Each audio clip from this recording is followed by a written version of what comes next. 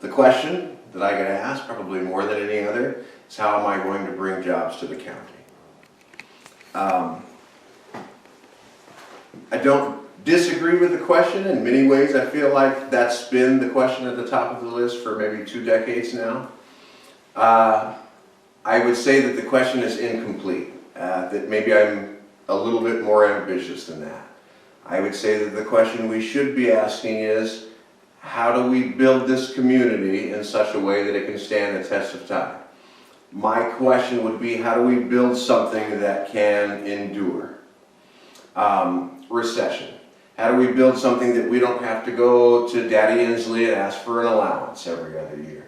How do we build something, how do we, in short, really, how do we teach this county how to stand on its own 2 feet? I think that's the question we should be asking. I think that when we can solve that, that's when we're positioned to be independent. That's when we're positioned to endure whatever it is that's coming down the road. So anytime you are talking about building something, you're going to have to start with your inventory, right? Do we as a county have anything to offer the state, the country, the world? And so we would just take stock. So I'm a Navy brat. I moved all over the world my whole life. I've been on 4 continents, dozens of countries, and I said all that just so that I could tell you what you already know, and that is you live in some of the most beautiful countryside in the world. That's not something you can buy, that's not something you can create, that's not something that's shovel ready. It's just something we have inherently here. And I get up in the morning and I'm making my coffee.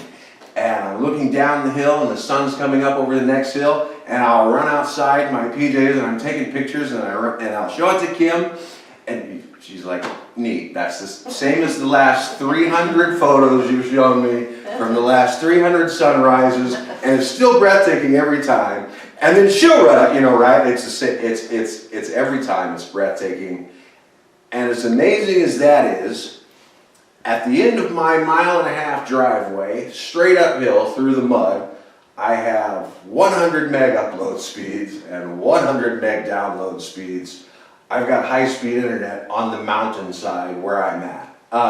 Those 2 things are significant, right? It's a great start, really, for where we're at, but it certainly isn't everything. We've got world-class recreation. Right? No question. There are people who pay thousands of dollars to come out here to hunt, to fish, to ski, to snowmobile, all the rest of it, right? Camping. So that's not something you can buy. That's not something you can create. That's just something we have. We have a hungry workforce, and it might be hard to see sometimes. But we're not afraid to work, and we're not afraid of dangerous work. You look at L&I rates for logging and for mining, and that's some of the most dangerous work there is. We're not afraid of it. And in spite of what maybe my opponents might indicate, we can be trained. In fact, we want to be trained. I think we're hungry for this. That the more you train us, the more valuable we become. That we finally have options and opportunities, right? And then one we positively can't overlook is going to be our power rates. There are entire business sectors that become viable in Pend Oreille County based solely on power consumption. That if you take the same business here where power is higher, it's not economically viable. That they lose this advantage. And you can have that in Pend Oreille County, and it's significant. And it would take something significant to get them off of that mark, to move them somewhere where the power is more expensive, and I think we saw that clearly with PacWest. That is a very attractive part of being in this county. We have natural resources forever. We have land. Specifically, the county has land, right? So we're not without our resources. So you take inventory, we've got a lot going for us. I truly believe we have a lot to offer the world. So if you're asking me, can it be done? Do we have the resources? Do we have the tools to build something that will endure? I think the answer is yes. So how do we get there, right, is the question of the day. I think one of the one of the easy ways to get there would be to reverse engineer. If there was ever a time we felt like the county was prosperous, you reverse engineer that. When I graduated from Newport High School in 1992, you could go down to Choo Choo's and have a burger. You could go to Grizzly Drive-Thru. You could go to Big Wheel and have a plate of nachos the size of my head, right? It was a treat to go to the Roxy, and there were 100 logging trucks a day coming through town, right? We weren't wealthy, but we prospered, okay? So what's changed since then, since those days when I would consider us prosperous as a county? When we had mills running in every direction, when we had industry, right? I think a lot has changed. We'll just go down the list. Clearly NAFTA, right? The North American Free Trade Agreement. It hurt a lot of rural areas. Nationally it hurt, let's be honest. The left side of the state has gotten lefter. Is that a word? Lefter?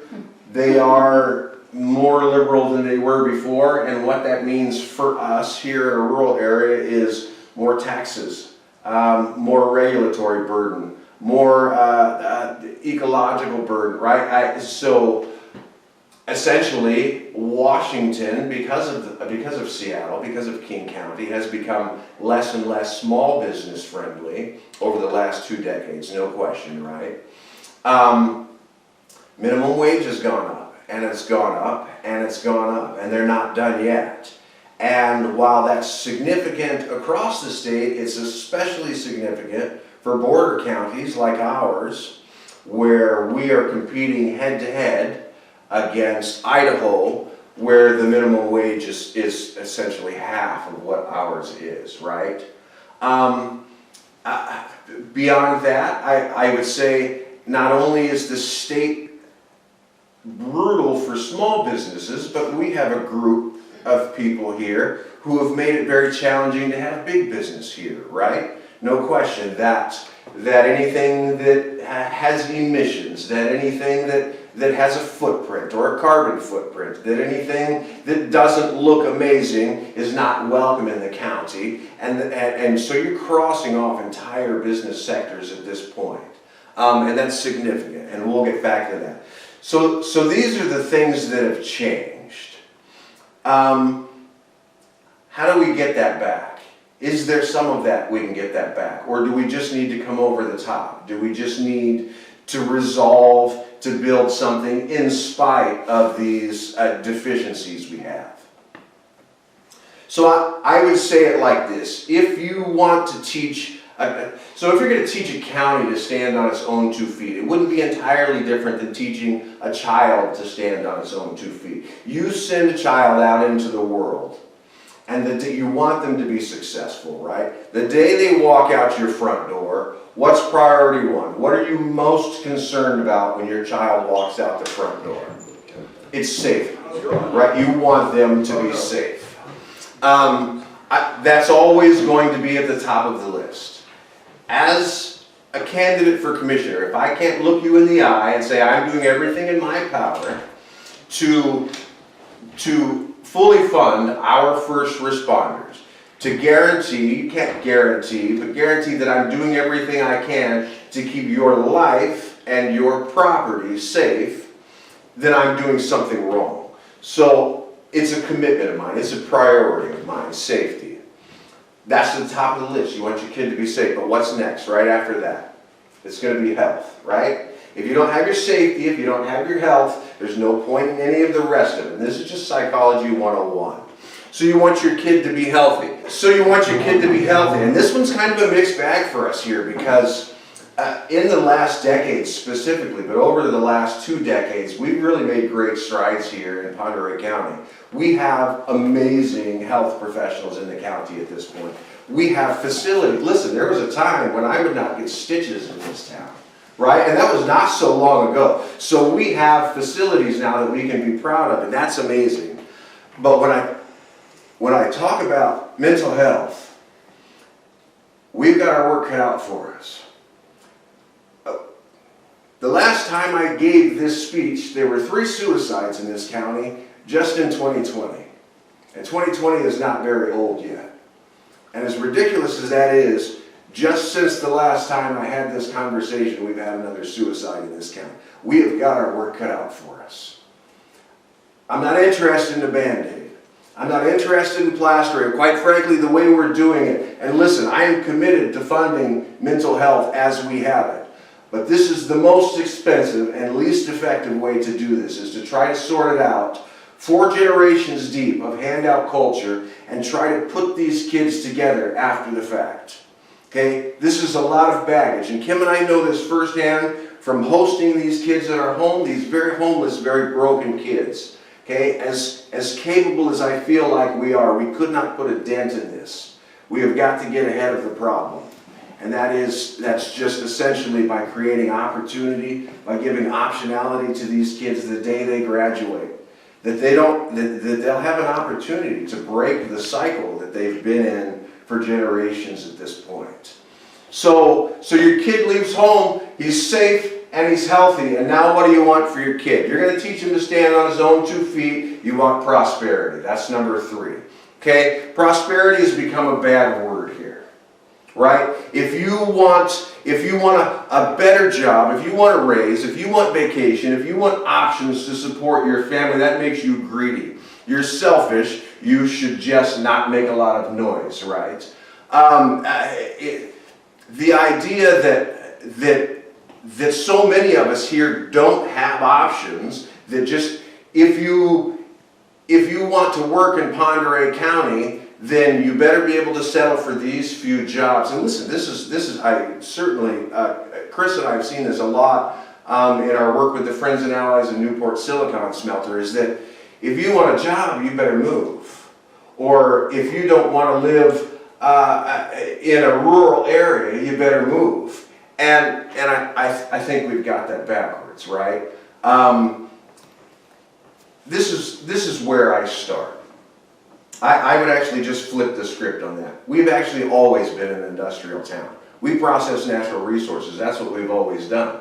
The paper is called The Miner. The town is called Newport. We export. That's what we do, right? We've been propped up by sawmills and the mine, and then more recently, or for the last 3 decades, by a paper mill. This is actually what we do. It's one of our strengths. And so the idea that there is any amount of small business that's going to get us out of this hole right now, I think is a fallacy. I think most recently, Devin Beach posted in the paper, for those of you who saw it this week in his announcement, that this county should be good for tens of millions of dollars. That's black and white in the paper. Tens of millions of dollars in tourism. I think that's dangerous, guys. You have really got to pay attention. It sounds nice, right? To hear everybody has a fond memory of a vacation, and that we can sell shot glasses and bumper stickers and kind of fill in this hole that we're in. I think it sounds nice, but I think we've wasted a lot of time and money on this where we're completely ignoring our strengths. But rather than just speculate it, I did try to bring some facts tonight. Not very popular stance, I know. Has anyone heard of Leavenworth? Right? The state of Washington, Leavenworth is the gold standard for tourism for small towns, right? They have people bust in from Seattle. It's that popular. It's hard to imagine any town doing it better than them. Okay? They make $2 million in sales tax. They make another $2 million in what we consider hospitality tax, for a total of that'd be hotels and motels, right? For a total of $4 million. Okay, so Leavenworth makes $4 million for tourism, doing it as well as it can be done. Mr. Beach is talking about tens of millions of dollars, and quite frankly, if he draws up a plan for tens of millions of dollars, and it's a good plan, I'll be voting for him myself. Okay, that's where we're at. If you saw the study the EDC sponsored, the direct, the indirect, and the implied impact of losing TechMine, which we've already lost, and PNC, which is whenever, 8 months, 8 years, we don't know. $264 million. Okay? So you can see the disparity here. We've got a big hole we're about to have to dig out of. And what's the first rule of holes? Stop digging, right? Put down the shovel. And I think that comes down to the election right now. You have to get people in who have a very real, very factual sense of where we are at as a county, of what our strengths are as a county, and how to proceed from here. It sounds like a lot of gloom and doom, and I don't mean to come at this from a negative place. I think we have to come at this from a realistic place. So is there a silver lining? The silver lining, as far as I can see it, are the people in this room, frankly. The people who couldn't make it tonight. A lot of the movers and shakers in town, a lot of the influential people in town are starting to really get a grasp of what's going on here, of what has to happen here, which in my estimation is industry. Okay? We have to carve out a place for bigger businesses. I don't think we have the time for small businesses, and then frankly, while we're on the subject, small businesses couldn't cover it if they wanted to, and I love the small business owners, now that you're here. But if you're not exporting, if we're not exporting as a county, we're dying, right? And Rob and I actually had this conversation just the other day. This is our bucket, this is our money in our bucket, and we're just passing it back and forth between ourselves, right? Except this bucket's got a hole in it, and that's taxes. And that's going nationally, and that's going to the state, right? So we're actually, the bucket's draining, and it is only by exporting do we bring money into the county. Okay, if we're not exporting, we're dying, and it's just that simple. So I think that's positively critical. I think it plays very well into our strengths, and I think where we have come up short is we as a county, listen, we've got our responsibility for this. We've got our share of the blame for this. We have not been business friendly. We have not small, not big, not anything in between, right? Which is why you see Post Falls is actually nationally one of the fastest growing cities. Okay, I think they were in the top 10 a year or two. Priest River got the memo, right? The national economy's humming. Old Town got the memo somehow. And here we are neutral.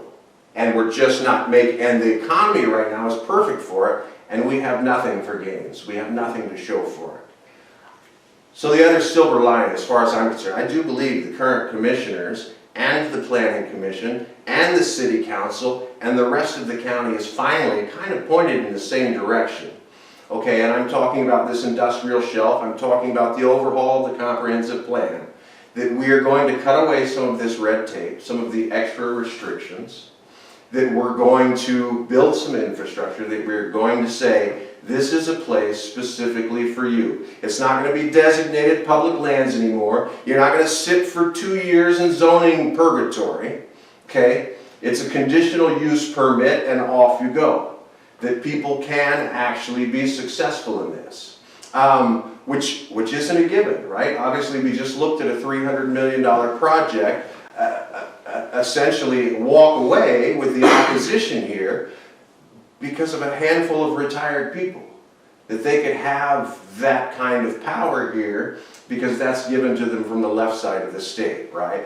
That they can talk about the Growth Management Act and urban growth areas, right? Listen, this is my urban growth plan. One side of our town has a river on it. The other side of our town has Idaho on it. There's only 2 directions we can grow. I like both of them. I think we should use both of them. That's my growth. Listen, GMA is an urban concept for urban areas. There's nothing urban about this area. I think it's dangerous. I think it's, listen, nationally, we have a lot of regulations on businesses. At the state level, 5 times as many.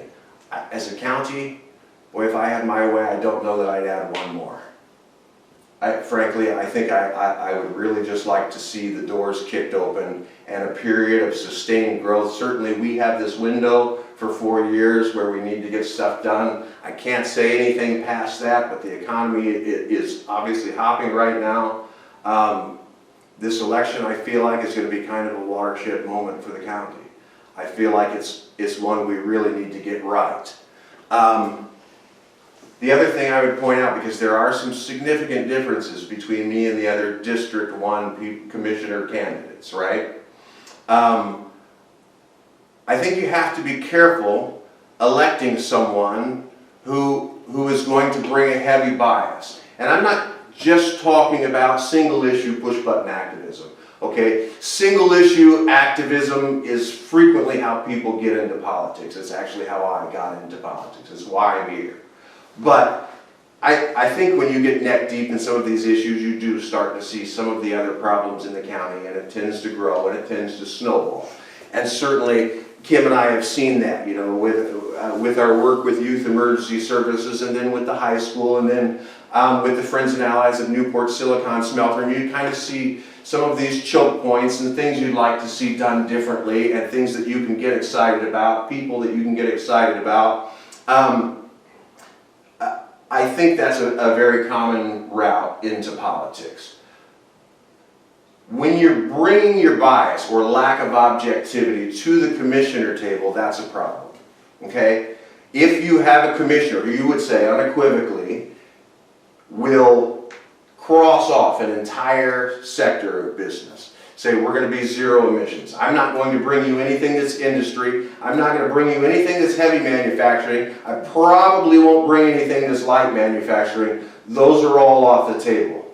Okay, it's a problem, especially in Eastern Washington, where we're really about our liberties here. It's a problem when somebody is going to dictate to you how you get to support your family. Okay? And I think you'll see I have been committed from the beginning to at least getting to the science. If you don't have an environmental impact statement and you are making a decision about a business, that's irresponsible. And put it more simply, anytime you hear the words responsible growth, what you really need to hear is Phyllis approved jobs only. Okay? When I said I'd flip the script, what I mean is we've always been industrial. You moved into this county after it was industrial. You should move somewhere else if you don't want to be around industry. Frankly, those are our strengths. That's how I feel like we are going to dig out of this. That's how I feel like we can be prosperous again. And I think for the first time in a long time, the powers that be are all facing the right direction on this one. There's still some work. The Planning Commission is probably going to be the lion's share of it. If you guys can get to those meetings positively, because they're already talking about changing some of the language based on what essentially it's Phyllis, but RG New, they're pinging Greg every day and the Planning Commission every day. Let's change this, and they're already making some of those changes, right? That's more red tape, it's more roadblocks, we can't afford it right now. We've got to keep this wide open if we're going to have a shot at this. A big priority of mine is backfilling that industrial. There are 1,000 other reasons, right? 3/4 of our power is tied up in PNC. Is that close? Is that close to accurate? It's tied up. It is scheduled to one site. That's terrifying, right? If this is an investment portfolio, a retirement portfolio, we get an F. We have the narrowest commerce base really at this point, and we've got to broaden that, right?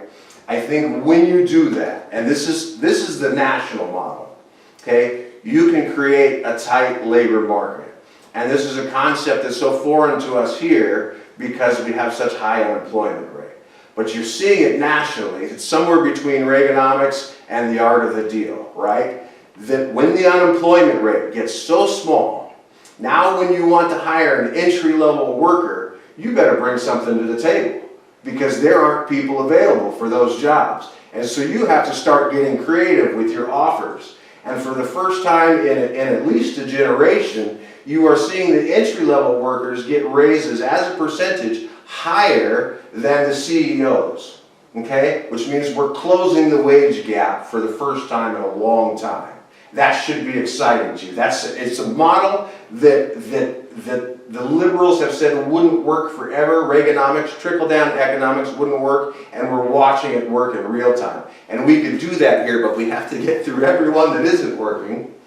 And then when we're short people, when we're short labor, that's when we start getting creative, training people, finding people, bringing people in, and Listen, we're backlogged right now, or you go to McDonald's and you're looking at middle-aged and beyond, 30, 40, 50, 60-year-old people that have these jobs. And then because McDonald's isn't quite enough to support your family, they probably actually have, some of them have a second job.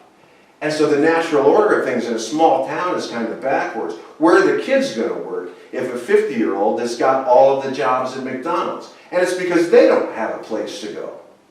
You bring in, and boy, it wouldn't take one or two good-sized ones before you really start to open. You don't have to work in a smelter. And that's a message I wish everyone could have gotten. The people that decide they want to work there will work there. And then there will be a number of positions that they left open behind them. You have options. And then the spin-off jobs for a large industrial of any kind, frankly, be it silicon or anything else. The spin-off jobs, the shipping on that, whoever was just going to mow their lawn or landscape their property or plow their parking lot, it's just, there's so much money there, it has to be on our list. It has to be one of the tools we use to get back on track. I feel like we're finally starting to point in the right direction. We kind of need to get this next one right.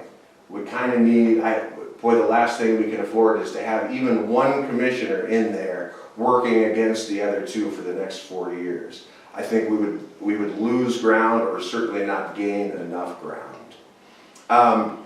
So that's actually all I've got. I'll answer any questions that I can answer. Otherwise, I will say, make Pend Oreille County great again, and God bless America.